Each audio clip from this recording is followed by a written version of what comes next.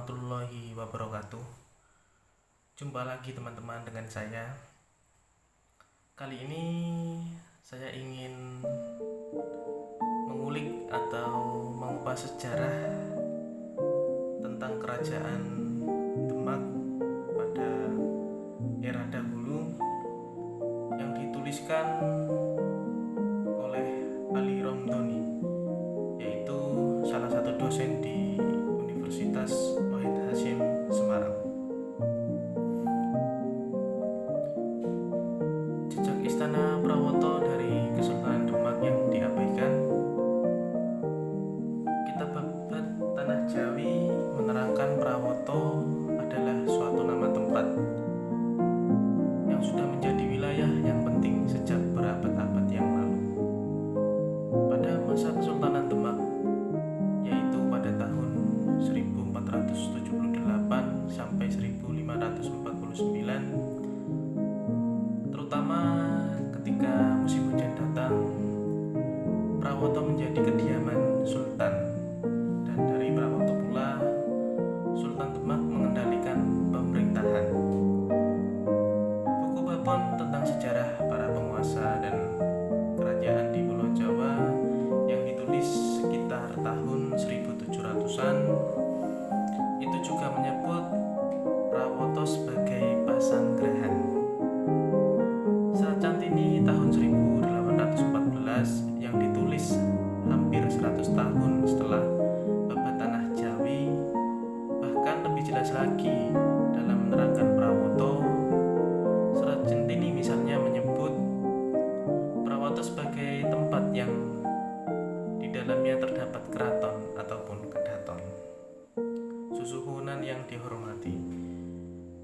Tidak hanya itu, sang tokoh yang menjadi subjek dalam Serat Centini ini ceritakan melakukan perjalanan spiritualitas dari bekas kerajaan Mojopahit sampai di Prawoto. Sementara itu, kaum tua di Desa Prawoto, Kecamatan Sukolilo, Kabupaten Pati saat ini masih mewarisi cerita lama bahwa sebelum Masjid Agung Demak dibangun oleh para wali penyebar agama Islam, di bumi terlebih dahulu mereka berholwat, bermunajat dan berdoa kepada Allah. Setelah beratus-ratusan tahun, kini yang tersisa dari nama besar Prawoto hanya sebagai nama di Desa Pati, Jawa Tengah. Tepatnya Prawoto berada di sebelah barat daya Kabupaten Pati. Dari pusat kota Kabupaten Pati, Prawoto memerlukan jarak tempuh sekitar 38 km. Oleh masyarakat setempat, Prawoto disebut sebagai Bumi Telon karena titik letaknya di sebelah selatan Kudus dan di sebelah barat utaranya. Nama pesohor yang identik dengan Desa Prawoto adalah Sunan Prawoto, putra dari Sultan Demak ketiga, yaitu Sultan Trenggono. Banyak cerita yang hidup di tengah masyarakat Prawoto dihubungkan dengan sang tokoh, mulai dari ketokohannya sebagai wali ataupun sunan, maupun sebagai Sultan Demak keempat, hingga istananya yang berada di wilayah itu. Situs Prawoto dan penelitian jejak Kesultanan Demak. Sayangnya hingga saat ini Prawoto belum menjadi perhatian para peneliti sejarah, terutama dalam hubungannya dengan keberadaan bekas pusat Kesultanan Demak yang masih diselimuti dengan misteri. Karena pertimbangan inilah bagi saya mengangkat keberadaan jejak kerajaan pada masa lalu di Prawoto menjadi sangat penting. Terlebih ketika dihubungkan dengan kenyataannya bahwa di sekitar alun-alun kota Demak juga sekarang ini yang diduga dulunya sebagai pusat keberadaan keraton pada masa Kesultanan Demak ternyata terlalu sulit ditemukan adanya sisa-sisa peninggalan sebuah bangunan keraton. Berdasarkan pemetaan terintegrasi kepurbakalaan daerah Demak, ternyata sulit menentukan lokasi bekas bangunan. Dalam kebuntuan proses penelusuran keberadaan bekas pusat Kesultanan Demak yang demikian, di Desa Prawoto justru menyimpan keberadaan bukti sejarah dan benda purbakala peninggalan orang-orang terdahulu yang bisa diidentifikasi memiliki kaitan erat dengan Kesultanan Demak pada tahun 1475 sampai 1554. Tulisan ini ingin menegaskan bahwa wilayah bernama Prawoto memiliki kelengkapan bukti untuk diidentifikasi sebagai bekas pusat Kesultanan Demak pada masa lampau. Menentukan pusat Kesultanan Demak, setidaknya ada 4 jenis sumber data yang akan membantu kita untuk memahami bahwa di Prawoto lah pusat Kesultanan Demak dulu berada. Pertama, di awal buku babon berupa babat dan serat telah menyebutkan keberadaan keterangan yang tertulis dalam kitab babat dan serat. Seperti yang telah saya kemukakan, sebuah istana Sultan Demak di Prawoto. Lebih jauh lagi, Prawoto juga digunakan oleh Sultan Demak untuk mengendalikan kekuasaan atau jumeneng noto. Babat Tanah Jawi juga menceritakan bahwa peristiwa geger kerbau Danu selama 3 hari 3 malam terjadi di alun-alun Prawoto dan bukan di alun-alun Demak. Ini menarik dicermati karena selama ini orang-orang mempercayai bahwa peristiwa geger kerbau Danu terjadi di alun-alun kerajaan Demak. Dan ketika mendengar kata Demak, yang terbayang di pikiran adalah Demak yang sekarang ini menjadi ibu kota Kabupaten Demak. Di sisi lain, Babat Tanah Jawi dengan jelas menyebut Prawoto sebagai tempat kejadian geger Danu. Di sini bisa dengan mudah kita pahami bahwa kita menyebut Kesultanan Demak maka pusatnya berada di Prawoto. Kemungkinan lain pusat Kesultanan Demak terdapat di beberapa titik, yaitu di sekitar Masjid Agung Demak yang sekarang di Prawoto dan di Kalinyamat. Kedua, keberadaan benda-benda peninggalan zaman purbakala yang berserakan di Prawoto. Sebenarnya benda-benda berupa batu yang ada di Prawoto itu tidak sebatas material yang bisa diidentifikasi berhubungan dengan Kesultanan Demak. Di Prawoto juga terdapat benda-benda yang berupa batu alam atau batu hitam. Di antara benda-benda itu juga terdapat lingga dan yoni. Ini menunjukkan sebelum masuk era Kesultanan Demak, di Prawoto telah ada peradaban kuno.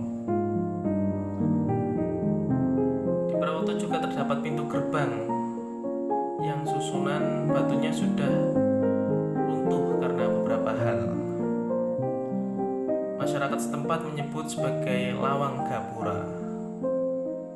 Di belakang Gapura terdapat sepeta kecil tanah yang mengundak dan diyakini sebagai setinggil keraton. Jejak lain adalah tempat pemandian yang dihuni kura-kura keramat. Tempat ini bernama Garuda. Graf menghubungkan tempat ini dengan kolam yang sama yang ada di Kota Gede Yogyakarta, yang juga dihuni oleh kura-kura yang tersohor. Pada akhirnya, Graf berkesimpulan bahwa puing-puing di Prawoto adalah bekas tempat tinggal seorang raja yang luas. Di Prawoto juga bisa dijumpai bongkahan batu bata merah berukuran lebih besar dari ukuran rata-rata berserakan di mana-mana. Tempat bernama Pasar Wage, Sumur Bandung, dan Kali PP juga melengkapi jejak kesultanan masa lalu di Prawoto. Nama Sumur Bandung pernah penulis jumpai di Ciamis, Jawa Barat ketika penulis melakukan aktivitas penelitian di sana pada akhir tahun 2012. Sedangkan Kali PP juga terdapat di Cirebon. Bukti lain adalah keberadaan makam-makam kuno di Desa Prawoto yang diidentifikasi masyarakat setempat sebagai tempat penyimpanan jasad tokoh kesohor pada masa lampau. Penunjukan sebagai makam seorang tokoh didasarkan pada hubungan dekat sang tokoh yang dikuburkan dengan Sunan Prawoto dan Kerajaan Demak. Selain nama dari namanya, kebesaran sang tokoh yang dikuburkan juga bisa amati dari keunikan batu nisannya. Selain nama besar Sunan Prawoto, di sana juga terdapat nama tokoh Kiai Ragil. Nama ini disebut dalam Babat Tanah Jawi sebagai Ki Mas Ragil. menyebutkan bahwa Kiai Ageng Selo memiliki 7 anak. Nomor 4 bernama Nyai Ageng Jati. Makam Ki Ageng Selo berada di wilayah yang berada di sebuah grobogan. Sekarang menjadi semakin jelas Prawoto tempo dulu merupakan pusat pemerintahan terbentuk kerajaan. Bisa berarti titik utama pemerintahan kerajaan Demak atau bagian dari kebesaran pemerintahan Demak. Sayangnya fakta ini belum diketahui para peminat sejarah kerajaan di Nusantara. Diskusi ini menarik untuk diangkat karena bisa memberi spekulasi yang baru terhadap pertanyaan para ilmuwan yang masih terus mencari di mana titik pusat pemerintahan kerajaan Demak dahulu. Ketiga, kondisi geografis Prawoto yang unik yang memperkuat dugaan bahwa Prawoto layak dipilih menjadi pusat kesultanan. Ini didasari pada kenyataan bahwa titik lokasi yang bisa diduga sebagai bekas bangunan keraton Sultan Demak masih menjadi pencarian para ahli. Sebagian dari mereka menduga letak lokasi keraton Demak ada di kawasan selatan alun-alun kota Demak yang sekarang. Namun sebagian ahli lainnya tidak sependapat, sebab pada abad ke-15 kawasan Demak masih berupa rawa, menjadi meragukan bila Raden Patah mendirikan kerajaannya di kawasan yang berupa rawa. Akhirnya tidak aneh jika di kawasan itu tidak ditemukan sekeping pun bekas bangunan kuno yang bisa dicurigai sebagai jejak bangunan kerajaan Demak. Selanjutnya lebih masuk akal bila Prawoto dimungkinkan sebagai pusat pemerintahan Demak. Alkisah oleh Sunan Ampel, Raden Patah diberi petunjuk agar berjalan menuju ke barat, jangan berhenti sebelum mendapat hutan bambu atau gelagah. Sesampai di lokasi itu, kata Sang Sunan, temukan titik tengah hutan dengan menandai bambu yang berbau harum. Jadilah tempat itu Gelagah Wangi. Maka sesampainya di Gelagah, Raden Patah kemudian memegangi dan mencari bau harum dari aroma pohon gelagah.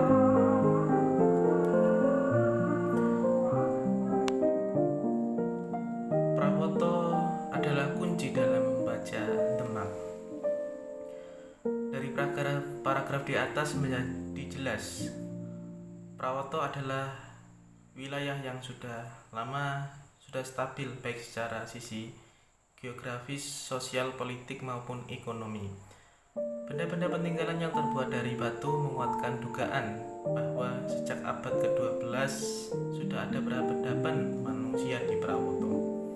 Kemudian pada masa kerajaan Demak, Prawoto menjadi pusat pemerintahan. Para raja Demak mengendalikan politik dan perdagangan dari Prawoto. Kondisi bumi Prawoto saat ini masih menggambarkan suasana sebagaimana terekam dalam Babat Tanah Jawi dan juga catatan para antropolog dan sejarawan dari Eropa seperti Graf.